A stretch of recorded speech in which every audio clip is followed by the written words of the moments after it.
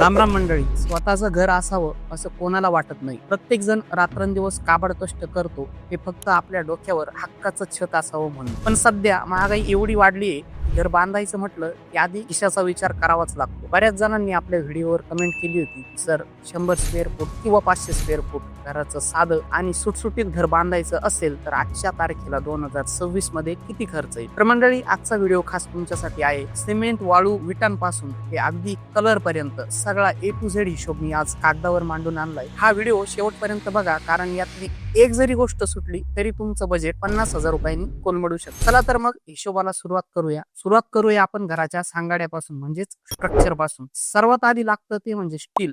500 square फुटासाठी आपण 1300 kilo steel पकडलं आणि आजचा बाजार भाव 54 रुपये पकडला तर स्टील साठी अंदाजे 70,000 रुपये तुम्हाला लागतील. त्यानंतर लागतं ते म्हणजे सिमेंट. जवळपास 225 गोण्या आणि आज 300 रुपयांचा भाव आहे, तर सिमेंटला 67,500 रुपये लागतील. त्यानंतर वळूया विटांकडे. भिंतीसाठी साधारणतः 9,000 विटा लागतील. 8.5 रुपयाचा बाजार भाव आहे, तर हिशोब केला तर 76,500 रुपये फक्त विटांचे होतील. आता सर्वात महत्वाचा आणि महागडा आयटम म्हणजे वाळू. आपल्याला अंदाजे 15 ब्रास वाळू लागते आणि 5,000 रुपये ब्रास आज भाव आहे, तर वाळूचा खर्च साधारण 75,000 रुपये पर होतो. स्लॅब आणि कॉलम साठी आपल्याला लागणारी खडी ही असेल 4 ब्रास, त्याचे होतील 10,000 रुपये. आता हे झालं सामान. पण जागा तयार करायला JCB लागेल पाया खोदण्यासाठी, त्यासाठी लागतील आपल्याला 12,000 रुपये आणि त्यामध्ये भरण्यासाठी जे दगड लागतील त्याचे आपल्याला लागतील 3,000 रुपये. फिनिशिंग साठी फरशी लागेल, जिची किंमत होईल 12,000 रुपये. किचन ओटा आणि खिडकीच्या ग्रॅनाइट साठी 7,000 रुपयाचं ग्रॅनाइट लागेल. लाईट फिटिंग, फॅन आणि वायरिंग याची किंमत मी 18,000 रुपये पकडलेली आहे. आणि भिंतीतली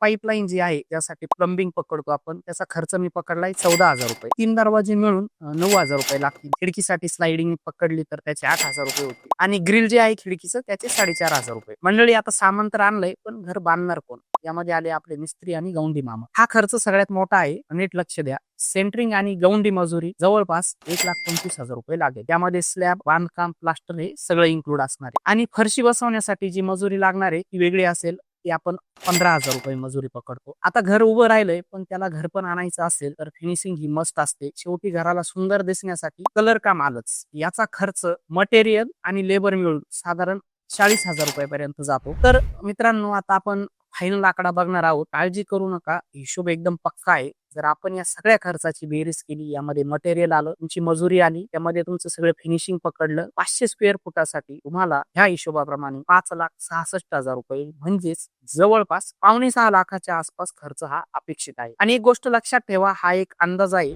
तुमच्या गावात वाळू स्वस्त असेल किंवा मजुरी कमी असेल तर हा खर्च 5 ते 5,20,000च्या आसपास सुद्धा येऊ शकतो. मित्रांनो, तुम्ही पण जर घर बांधायचा प्लॅन करत असाल आणि तुमच्या भागामध्ये सध्या वाळू, विटा, सिमेंट ह्याचा काय रेट चालू आहे हा कमेंट सेक्शन मध्ये नक्की कळवा, म्हणजे आपले जे बाकीचे पण मित्र आहे त्यांना पण याचा अंदाज येईल. आणि हा व्हिडिओ जर तुम्हाला इन्फॉर्मेटिव्ह वाटला, महत्वाचा वाटला, तर जे पण तुम्ही नवीन आता घर बांधायचं प्लॅन करताय, तुमचे नातेवाईक असेल, तुमचा मित्र परिवार असेल, त्यांच्यापर्यंत हा व्हिडिओ नक्की शेअर करा. हा व्हिडिओ मी जो बनवला आहे हा 500 स्क्वेअर फूट घराच्या हिशोबाप्रमाणे बनवलेला आहे. मी कमेंट मध्ये 100 स्क्वेअर फुटासाठी पण विचारलं होतं, 200 साठी विचारलं होतं, 800 साठी विचारलं होतं आणि 1,000 स्क्वेअर फुटासाठी विचारलं होतं. तर या अंदाजित खर्चाच्या हिशोबाप्रमाणे तुम्ही तुमचा खर्च कॅल्क्युलेट करू शकता. यामध्ये 5 ते 10,000 रुपयाचं व्हेरिएशन हे येऊ शकतं, कारण बाजारभाव आज कधी स्टेबल असतो, कधी वाढला जातो, कधी कमी होतो. तर ते तुम्हाला डोक्यात ठेवावं लागणार आहे. मित्रांनो, 500 स्क्वेअर फुटाचं मी जे घराचं कॅल्क्युलेशन सांगितलेलं आहे, यामध्ये वाळू हा महत्वाचा फॅक्टर आहे आणि मजुरी हा महत्वाचा फॅक्टर आहे. तर तुमच्याकडे जर